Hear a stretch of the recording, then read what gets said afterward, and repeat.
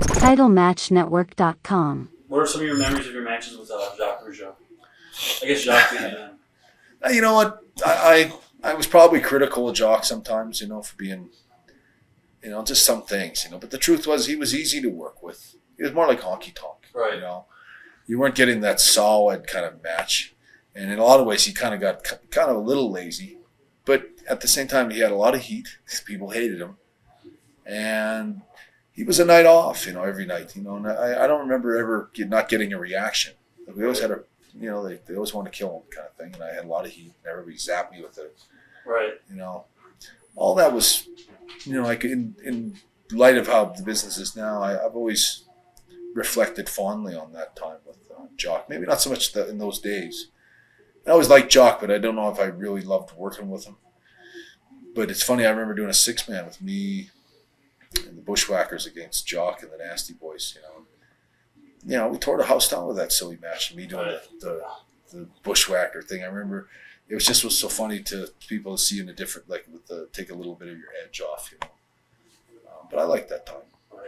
And then I guess he lost the belt to Piper. Lost it to Piper, which is all pretty sudden. I didn't know. I thought something was up, and I was just suspicious of where that was going, and waiting for, but we put it on Piper, and then something else happens. Like, well, we were going to put it back on you, but So I was very dubious of.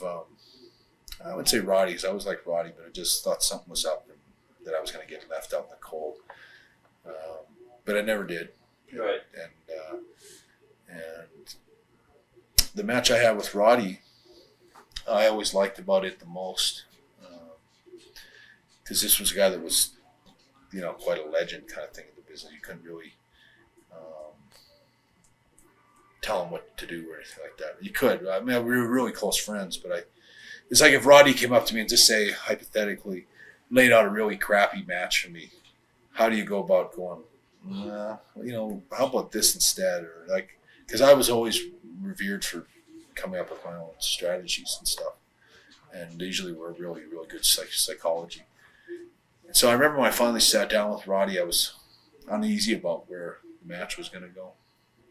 It was somewhere in New Brunswick or something like that. We had a little restaurant about 2 weeks before WrestleMania. It was one of the times I saw him. And we sat down and said, this is how I think the match should go. And he laid it out to me. I said, that's exactly how I see the match going. It was almost identical. We were so on the same page as to the strategy and the blood and the whole thing, which, now that I can maybe speak for that was it was planned. Right. And it was done well and professionally and made the match.